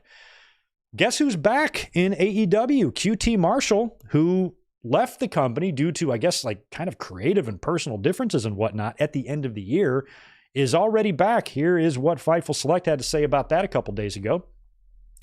Sources indicated that Marshall and AEW worked out their prior issues, and he'll be coming back in the VP role that he once held. However, he is not planned to return as an in-ring talent, which I think that's good, because he was getting in the way. I did not like that Hobbs stuff at all. Those that we spoke to say that an agreement was in place as of a couple of weeks ago. He has not started back with the company yet. We're told that Marshall is free to wrestle outside of AEW with the exception of WWE. The 38-year-old hadn't wrestled since his AEW deal officially ended on December 31st until this past week's TCW show, but has shown off his physical transformation on Twitter. He does look good. I will give him that. Marshall has teamed up with Teal Rhodes to revive Turnbuckle Championship Wrestling, which was a creation of Dusty Rhodes. Their first show was February 8th in McDonough, Georgia, and featured former WWE star Matt Cardona, as well as Scotty Riggs, Glacier, Aaron Solo, and more. So QT, I guess, is coming back to the company. I'm happy to hear that. Another thing about AEW that we've kind of heard in the last few days too about, we've kind of heard contradictory reports. Some reports say, oh, morale is kind of the best it's been in a while. And then you also hear this week, from Meltzer again, that there are still some frustrations in AEW. Some talent are growing frustrated with Tony Khan and, how he kind of feels like he's going business as usual and thinks everything is fine when clearly the interest in their product is down. Ratings are still holding steady in that 800K. They always just seem to be right in there. Sometimes they go up to 900. Sometimes they go up to 750. But it's always in that little neighborhood. So the ratings aren't doing too much crazy shit right now, but the attendance hasn't been good and the overall interest hasn't been good. In the past 2 months, I've missed a few Dynamites and only kind of just watch the YouTube clips and shit because we've been so busy with the Vince stuff and everything. And that might also contribute to it. Not only is there some, issues with AEW's product that have existed for several months. And if you watch the product, you have seen a lot of these, these improve. I really enjoyed last week's Dynamite. Didn't have a whole lot. I mean, the main event was Orange Cassidy and Matt Taven, and some people might go who, but I thought the match was a lot of fun. I have never, since day one in AEW, I've always viewed them as an alternative to WWE. Oh, good. More wrestling to watch. I never immediately got caught up in trying to compare the two and, whoa, WWE's better. Yeah, no shit. They got a 55-year head start. No shit, they're bigger. We know that. The fact that that has to be pointed out is kind of weird. To me, it's wrestling, and it's different wrestling. It's just been Vince's shit for the last 20 years. Oh, cool. Something different. The last thing in the world that would have occurred to me is get mad at what they do and mad that the promoter makes funny faces and shit. I don't care. I'm a wrestling fan. Good. More wrestling. And this shit all looks the same. One show's red, one show's blue, and all the pay-per-views have the same sets. At least over here, I can look at something pro wrestling related, mainstream, that's on cable that I don't have to look for, or it's not obscure. It's not Lucha Underground or, indie promotions or British wrestling or Japanese wrestling or Mexican wrestling. It's right here on cable TV on TBS, and I can tune in and watch something different. And that's all it's ever been to me, is more wrestling, a competitive company that gives you a different vibe than what we're used to seeing from WWE. And I've appreciated that for what it was. But unfortunately it just became a tribal thing, and that seems to be dominating now. But for AEW, in terms of what's going on behind the scenes, if there's some frustrations there, I can totally understand that. I can. But at the same time, from Tony Khan's perspective, maybe he's looking at more bottom line, because with the fans, the haters and stuff online, oh, the sky is falling. They're going to be out of business soon and stuff. I'm like, in 1 year from now, Dynamite will have existed longer than Nitro. They're going to get a new rights deal. They're going to extend their rights deal. They will get on a streaming platform. Granted, I thought it would happen by now, but it will. They still rank high on cable. The numbers are there for them to be renewed. They're in no danger. in that area at all. They're going to be here to stay. And, at least for, the next several years, I don't think there's really any worry in AEW. They just landed 3 major free agents. But yeah, the interest in their product is down. That's just noticeable, but it's still pro wrestling that does good enough numbers for Warner Brothers Discovery that they are happy with the relationship. Warner Brothers Discovery has given us no evidence at all that they are unhappy in the relationship. They've always praised the relationship with AEW, and I have no doubt that that relationship will continue. So the sky isn't falling no matter how much people want it to. If wrestling fans should want a thriving business, if we're looking at AEW and we're seeing them do a few things wrong, we want those things to be fixed. We want that to be improved upon. Hey, stop doing that, or don't book this way, or hey, fans don't like that, or that's, you got to feature women more, follow through in your storylines, enough with the stop and start shit, or any other problems we've had with them. Those are things we want to see them work on and get better. But we only know so much in terms of what goes on behind the scenes. We do know Tony Khan wants to run everything, but I don't know in terms of his inner circle who he has really around him. But I've been saying for a long time that I hope Tony Khan has people around him that he can talk to, bounce ideas off of, filter ideas through, shit like that maybe like Vince had for so many years. And have a solid creative team, but I don't really know what the infrastructure back there is. But in terms of their company moving forward,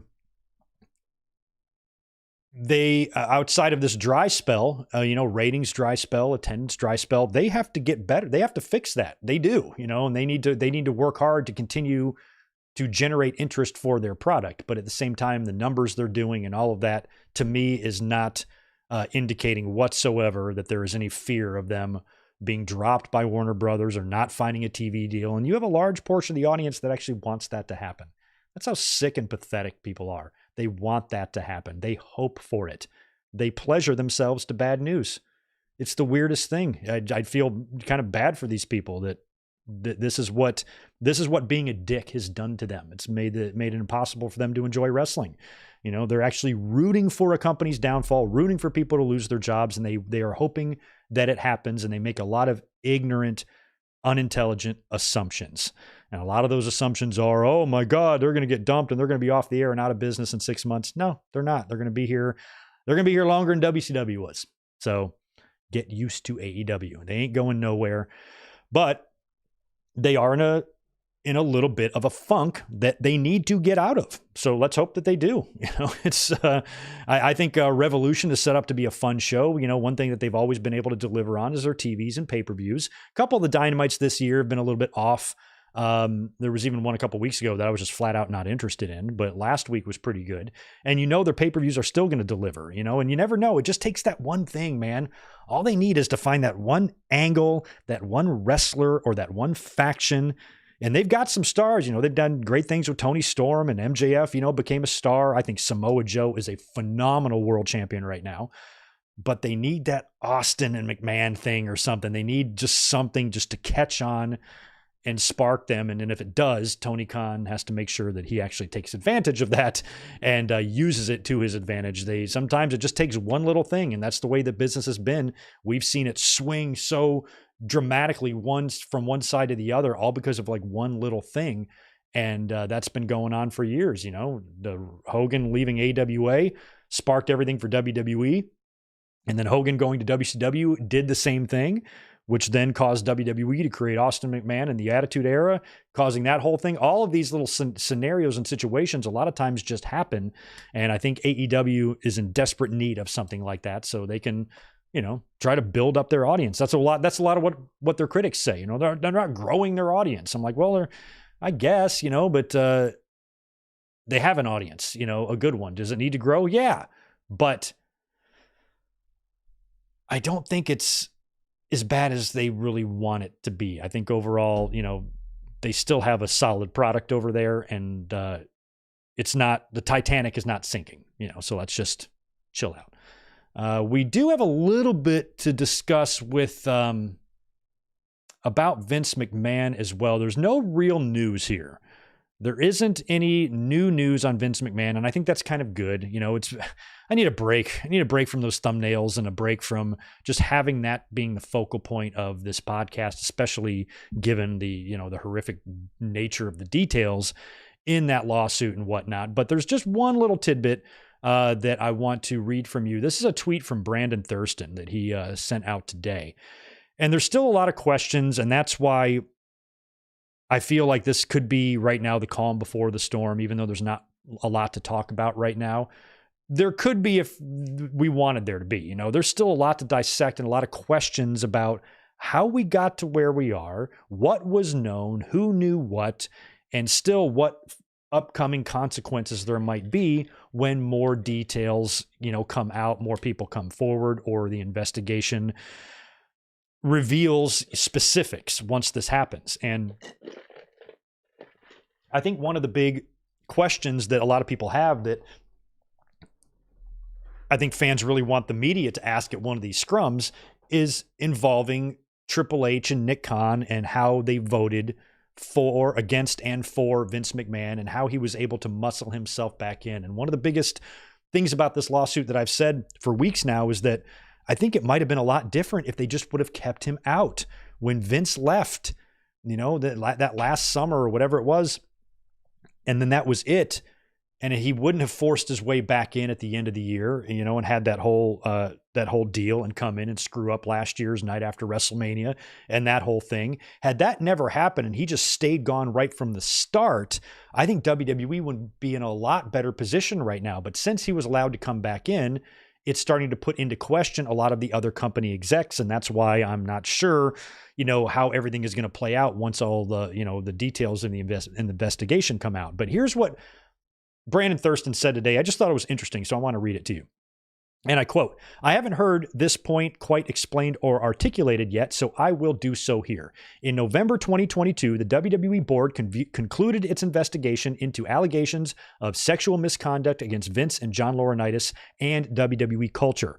Nick Khan and Paul Levesque were among the board members who in December 2022 unanimously agreed, per SEC filing, that Vince shouldn't return to WWE due to non-public information that would paint him and the company in a negative light. That non-public information was probably that lawsuit of Janelle Grant's. In January 2023, when Vince unilaterally forced his way back onto the board, Khan and Levesque were among those who didn't resign from the board and unanimously voted to approve his election as chairman. At that point, the investigation has uncovered whatever it uncovered or didn't. How much further knowledge of alleged misconduct did Khan and Levesque have following the investigation? And in light of that, why were they comfortable approving Vince as chair? I want to emphasize this as an important question in particular because Khan and Levesque are both number one and number two executives in WWE.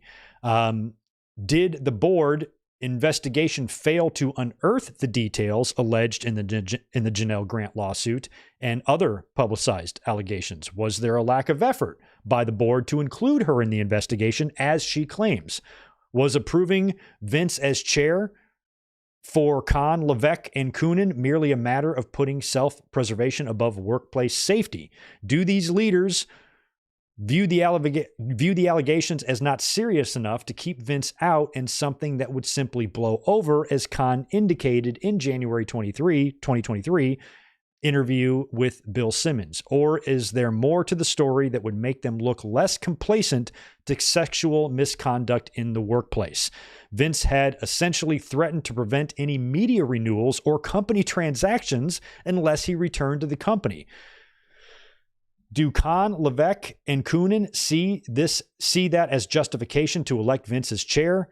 And, basically just goes on to question if that was the motivation or not. And I think those are really important questions that we need to get answered at some point, and what the thought process was, between, voting against Vince coming back to allowing him to come back in when they didn't lose their spots on the board and other people did. And, maybe that Vince kind of held that over their head or blackmailed them, some just sticky, dirty shit. is going on here. So not only is, just the culture and the allegations and the specifics of, the sex trafficking and the sexual assault and all that dirty stuff really bad, you have another part of this where, Vince is, almost, he's forcing himself on women, and he's forcing himself into, the boardroom of his company that he already has left once before. It really paints him as somebody that has no regard for, anybody but himself. And fuck Vince, man. Fuck that guy. So yeah, just interesting stuff. We need to keep an eye on all of that. Also, of course, the Ashley Mazzaro story has kind of resurfaced because of these Vince allegations. And Ashley Mazzaro's best friend, Cara Pippa, was on, I think, News Nation or Newsmax or something like that, where she had claimed that Ashley told her that there was a whole boardroom meeting with the executives, including Vince McMahon and Stephanie, attempting to keep it under wraps. And she revealed a lot of personal, private conversations that she had with Ashley about this. And of course, back in 2019, following her death, her lawyer released a sworn affidavit where she said, and she detailed the situation that she alleges happened in Kuwait in the 2006 tour, where she was injected with some sort of paralyzing drug, and she was sexually assaulted and raped by a military doctor.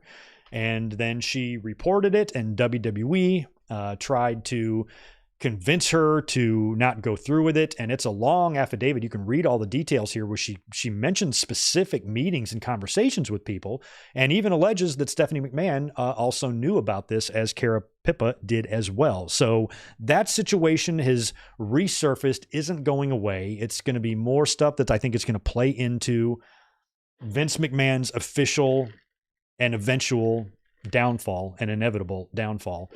And, any other court proceedings. There's going to be a lot of things said about him and a lot of things alleged. And this is just another really sad story, because I remember hearing about it at the time. We talked about Ashley's death, and I remember the Kuwait story, but never really learned much about it until after her death. And now that we're hearing all these things about Vince McMahon, it's starting to, lend credibility to these allegations that Vince wanted her to sweep it under the rug. Based on what we know of Vince, that sounds exactly like something Vince McMahon would want to do.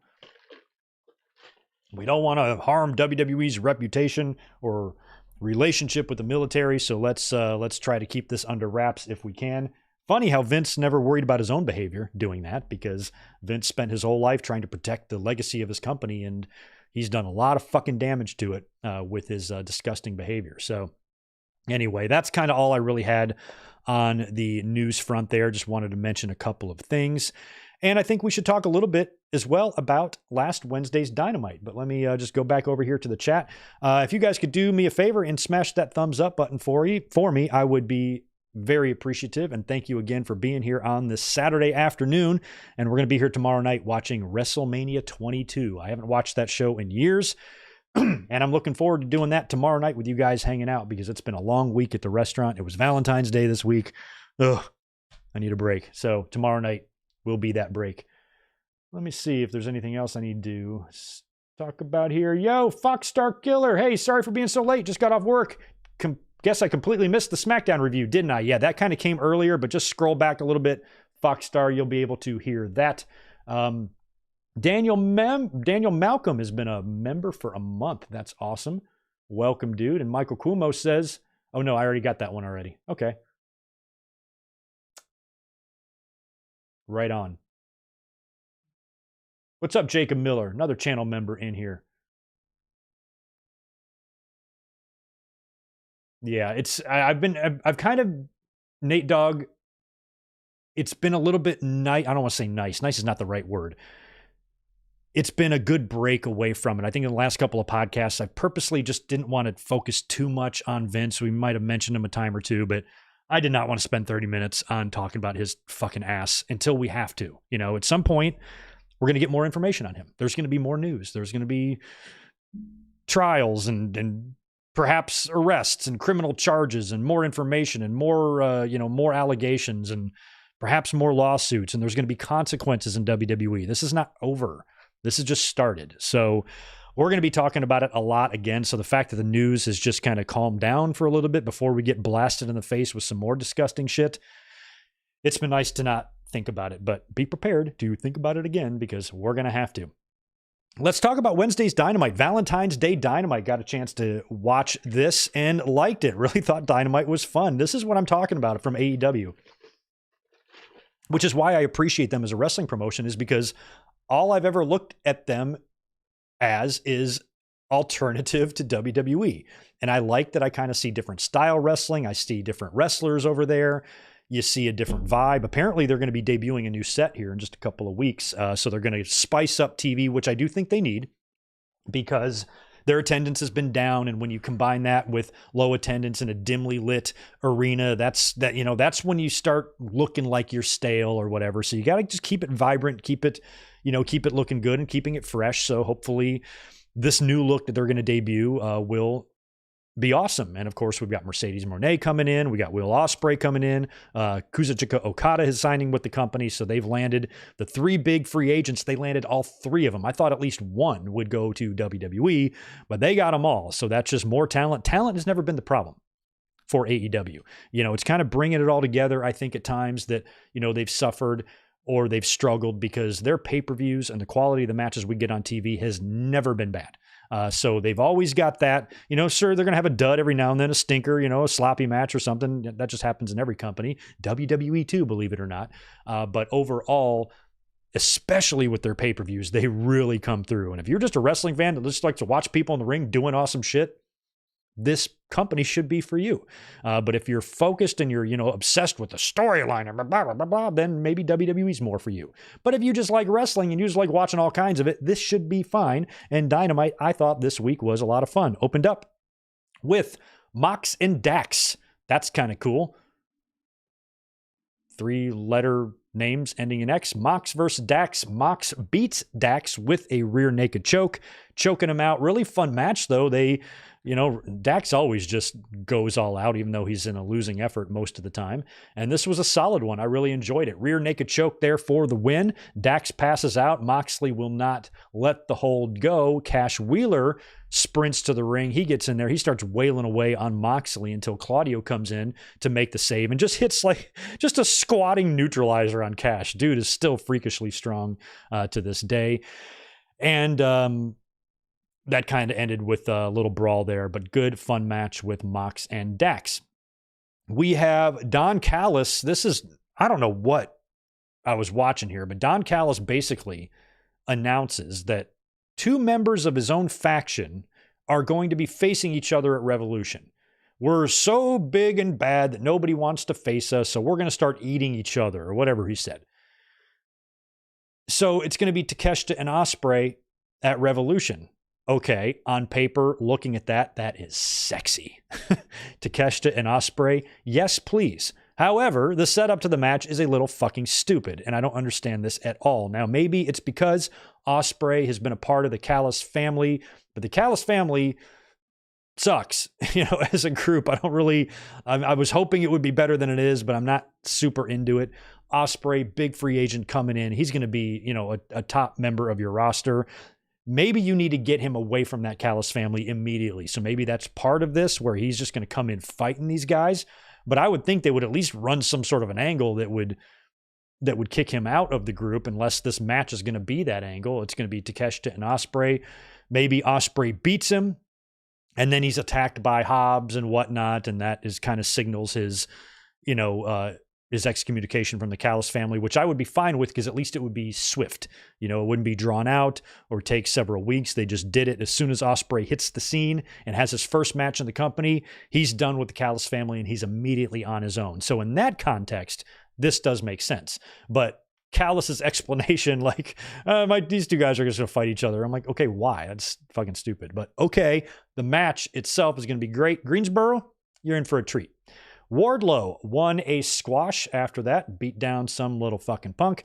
Adam Cole was a guest on commentary and he didn't say a word. Sat there with a headset, didn't say shit. Pretty funny. Wardlow, I don't know. I'm glad he's squashing people. I'm glad he's on TV again.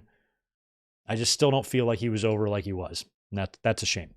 here's a fun match. Adam Copeland taking on Daniel Garcia. This was a chance to move up in the TNT title rankings and face Christian Cage. And I felt like, based on what they've been doing on TV, that it's going to be Adam Copeland and Christian in Greensboro again, which would be a lot of fun. I've seen them wrestle as a team there. I saw Edge win.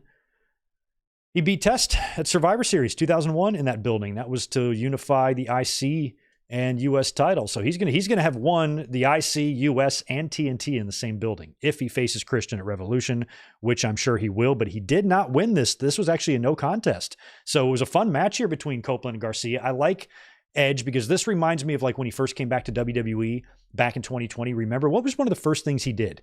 He went and made appearances in NXT. He was doing promos with like Finn Balor. He wanted to like work with everybody, but I don't think WWE really wanted him spreading his wings like that. We're here in AEW. He has, I think, the power in that company to just literally walk in the locker room and say, him. I want him. Tony, can I have him on Collision or Dynamite? I don't care which one. And Tony goes like, yeah, no problem. Consider it done. It wouldn't have been able to be that way in WWE. So Edge is getting a chance here. Adam Copeland, it's going to be hard. Sorry. I feel like he's getting a chance to do what he wanted to do in WWE, what he intended to do, because there was a time there where we thought he might actually have a match in NXT. I don't think he did. He didn't, did he? But I think we were hoping he would. So I feel like he's satisfying this desire. And when you think about some of the old timers, they like to do this. Look at the fun Shawn Michaels seems to be having in this role, being a coach and a mentor. CM Punk, as soon as he came back to the company, first thing he did, PC. Go work with these young kids, sit in the ring, talk to them, shit like that. You like being that way. I know it's not the same universe, but I've been in the restaurant business for 31 years, and when I see somebody that's like a year in the business, I love giving them knowledge. I'm like, here, I'm showing them little tricks and let me show you how to properly open wine, or show you how to handle this situation, or best way to handle a customer or whatever. Little things like that I can offer, my experience and intuition that they just don't have yet. And it is really nice to be able to pass knowledge that you've learned on. And I think that in wrestling, that's something that a lot of old timers want to do.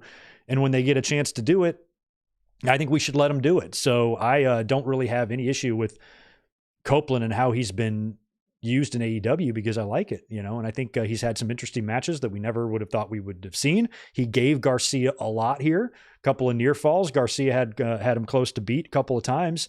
And in the end, Copeland gets attacked. I think he's about to put Garcia in the crossface. By the way, Garcia had a sweet counter to the spear.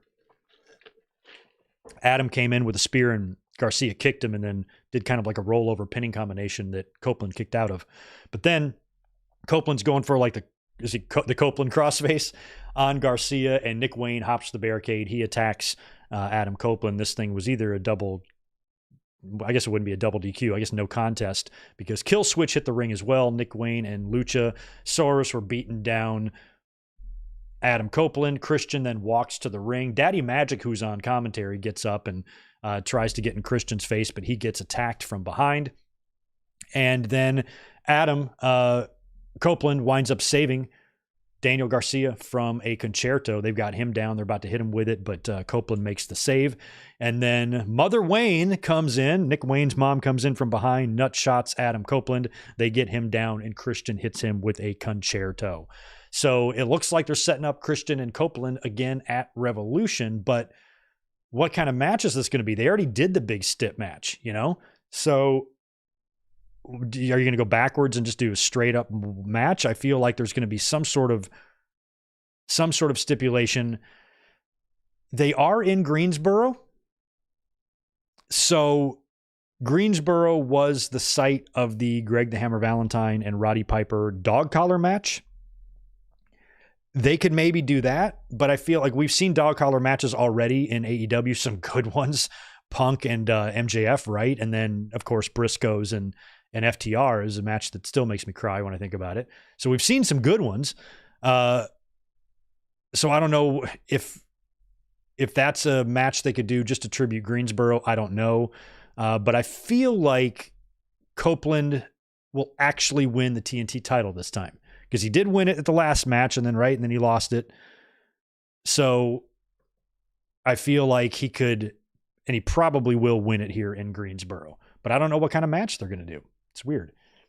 Our tremendously awesome, badass, kick-ass AEW World Heavyweight Champion Samoa Joe was up next for an interview. I love him.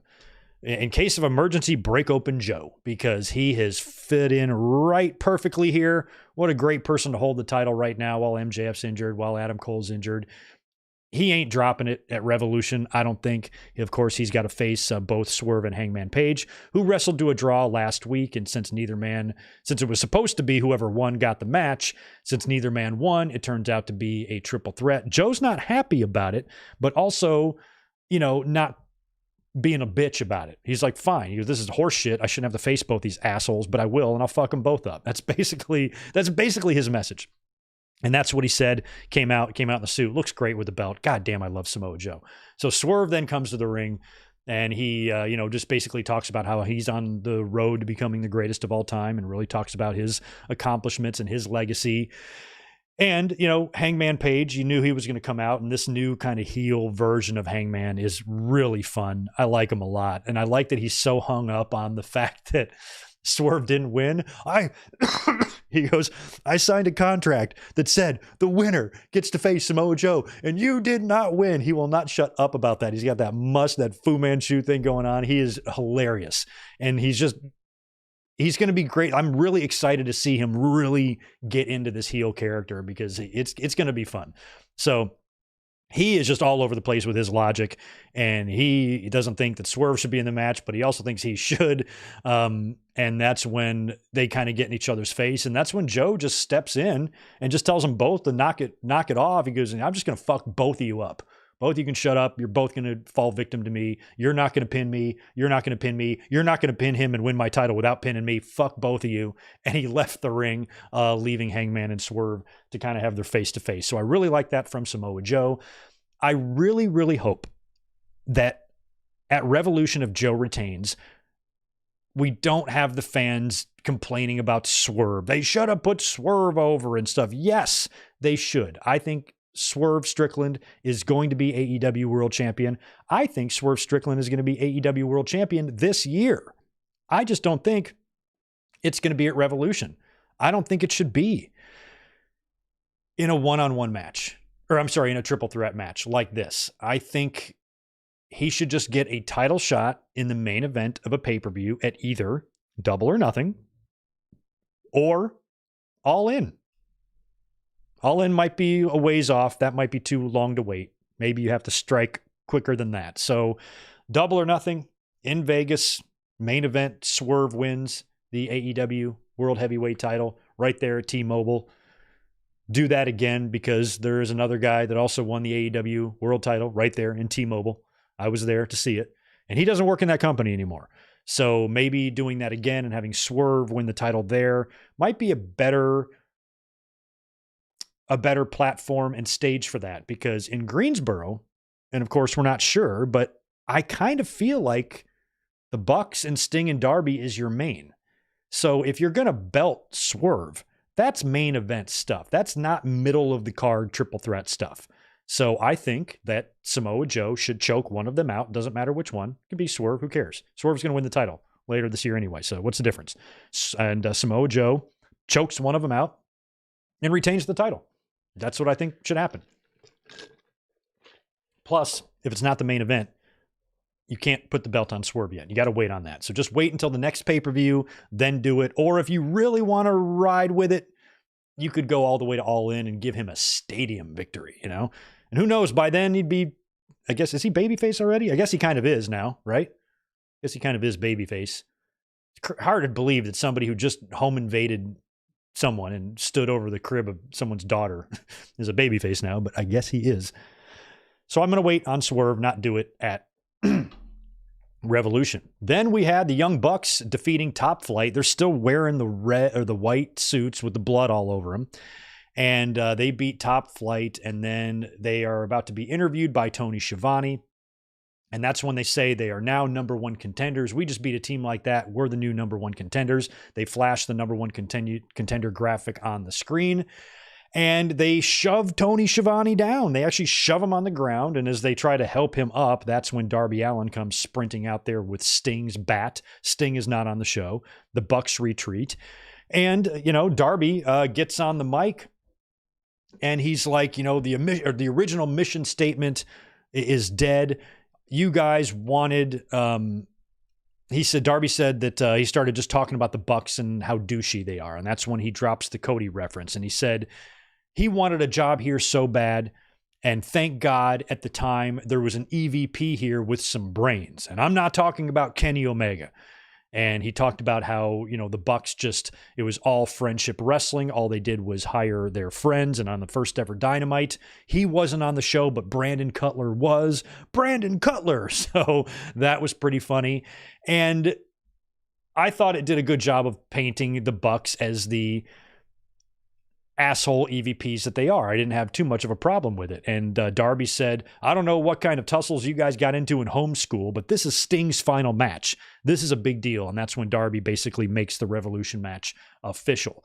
So the Cody line, people were like, oh, it didn't do anything to help them or further their story. All it did was create a Cody chant. You're right. It did. But I don't think it really harmed anything either. It wasn't necessary to say it. It wasn't, but I felt like in terms of what Darby was saying, it did fit the context of what he was talking about. He was basically like, you guys are EVPs. You didn't hire me. You didn't want anything to do with me. Somebody else did.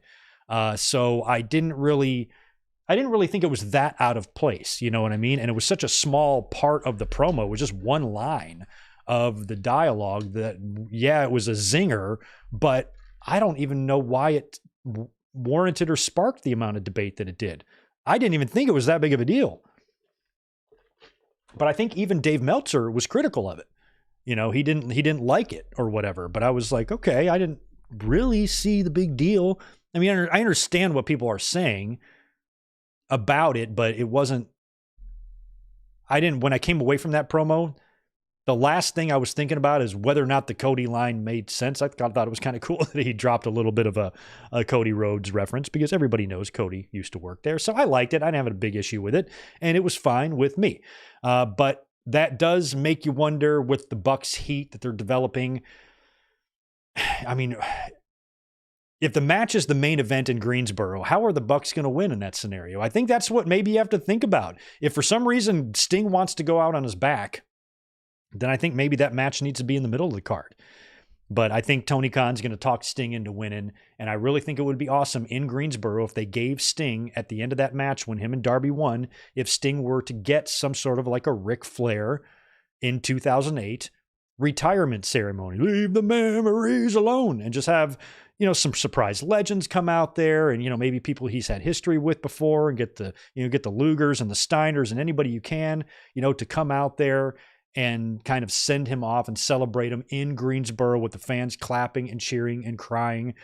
That's another reason why I think, that he might not go out on his back, to give him this type of moment would be a really fun thing to do in the main event of Revolution. But if Sting wants to lose, maybe that match is in the middle of the card then. But I feel like that's the way to do it. Have him win and get the Bucks, generating as much heat as humanly possible going into that match. That way, when they get beat, the crowd is even happier. The Bucks can be assholes too. They can disrespect Sting during the match or whatever. And Sting and Darby get a big ovation at the end of the match and do the love fest. I think that would be nice. And it would be fun to watch that together because we'll be doing a live reaction to Revolution on March 3rd, right? Coming up a couple of Sundays from now. So there will be no WrestleMania watch along that day. We also had Willow Nightingale defeating Sky Blue, and that main event match was nuts with Orange Cassidy defeating Matt Taven in that Texas death match. Oh my God. OC, Orange Cassidy was busted open bad. Matt Taven with that Undertaker-like dive over the top rope, head first through the table that was like leaning up against the announce table was absolutely insane. We had a box of chocolate hearts revealed just to be a box of chocolate thumbtacks all over the ring. And we had Matt Taven missing a splash landing on the tacks. We had a DDT to Taven on the tacks. We had Trent Beretta coming out with flowers with a lead pipe, nails. Bennett eats a cutter on a chair from Taven, which looked really nasty. Orange Cassidy hits a beach break on Taven on the tacks and on the chair, landed right on his ass or on his knee. You could see Orange Cassidy at one point picking the tacks out of his ass. And then for the finish, he wraps the chain. There's a chain in the ring, wraps it around his hand and hits Taven with a really sick orange punch. Trent comes in and takes a bullet for Orange Cassidy as well, allowing Cassidy to remain on his feet, and Taven is unable to answer the 10 count. That match was all over the place, bloody and brutal, and I'm glad Matt Taven took advantage of his opportunity being a main event. My God, he was doing some crazy stuff. Thoroughly enjoyed that match very, very much on Dynamite. And last night on Rampage, we saw the match between Sammy Guevara and Jeff Hardy that was taped on Dynamite or after Dynamite, and Sammy is going up against his idol here. You know, he idolized Jeff Hardy and even hit Jeff with the big ladder swanton, the very move that Hardy hit at WrestleMania 16. Sammy Guevara is hitting on him. But then in the finish, when Sammy goes for the shooting star press to Jeff Hardy, Sammy's legs come down on Jeff's face and smash him in the face pretty good. I think they might have feared he had a broken nose, but I don't know if that was confirmed or not. Sammy wound up winning the match with the GTH for the win, and Hobbs came in and attacked Sammy after the match. So hopefully Jeff Hardy is okay there, probably undergoing a concussion test. But when you go back and watch that back, Guevara's knees really did hit Hardy square in his face. So hopefully he is okay there.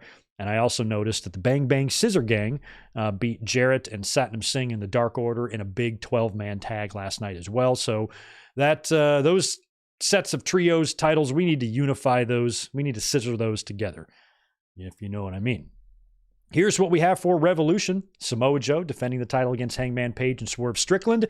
In the triple threat, we have Timeless Tony Storm defending against Deonna Purrazzo. Orange Cassidy defending against Roderick Strong. Sting and Darby Allin versus Matthew and Nicholas Jackson for the AEW Tag Team titles. Eddie Kingston taking on defending his title Continental Crown Championship against Bryan Danielson. And Konosuke Takeshita versus Will Ospreay. That's where we stand right now for Revolution. All right. And luckily, I still have a couple of minutes left. I can answer these super chats. And then, unfortunately, I need to get out of here because I have to go to work before I have my nice, fun, long weekend. I want to welcome Jay Wilson to the family. Thank you very much for joining, Jay. Keep an eye out. If you're a member, you're going to have some exclusives and some maybe information. I might give you guys some sneak peeks on my Mania March that's coming up here. I got a big WrestleMania March, special videos, and a couple of super fun collabs. You guys are going to love it. I promise. So stay tuned and make sure you subscribe. The Juliet is here. Thank you very much for the $2. Sammy Guevara, the Hardy Killer. Yeah, he came damn close, man. Marios, thank you for the 99 cents. And thanks, Abusika, for the 99 cents as well. Foxstar Killer is dropping in $10. Good to see you, my friend. Everybody's clamoring for the Rock's Hollywood theme song to come back. I'm just perpetually wishing he'd never ditched his WWF The Music Volume 4 theme. And he did it twice. Yeah, the 4 theme was good. I like the one he used in like 02. I think that was like my favorite one. It's kind of a version of the one he has now. But the heel theme has to come back. We got to get the Hollywood theme. Why haven't they done it yet? He should have came out with that last night, man. Oh my God, it would have been great. But not yet. But hopefully they still do it. Foxstar has got 5 more for me. Thank you so much. The first time when he returned for the Invasion in 01. The second time when he returned in 2011 to host WrestleMania 27. Yeah, he's had some variations, but yeah, that Volume 4 one was good. I've always liked the Rock's themes. He's had good ones. Yeah, Cash. I was just like, I mean, I knew it's the main event, and Orange Cassidy always has good matches, but there was something about that main event that was just Crazy, man. Oh man. I didn't really know the story there, why it was a death match, but hell, I didn't care. They were beating the shit out of each other, and it was fun. So tremendous main event on AEW Dynamite. And now we got big business coming up in a couple of weeks with the Mercedes Moné debut. Okada's coming in. Ospreay has his big match at Revolution to join the company officially. And apparently they're debuting a new set, and they're trying to keep things moving in that company. So let's just wish them the best. Right on. Okay, guys. Well, thank you so much for being here. I've got to bail out now. It is time for me to head off to work and do that type of thing so I can pay even more bills over here. I want to thank you guys for being here this afternoon. Don't forget to hit that thumbs up button out the door if you don't mind. And join us tomorrow. Do not forget for our WrestleMania 22 watch along. It's going to be a lot of fun. We will be here at 8 Eastern, 5 Pacific to watch that together. Enjoy your Saturday night, and I will catch you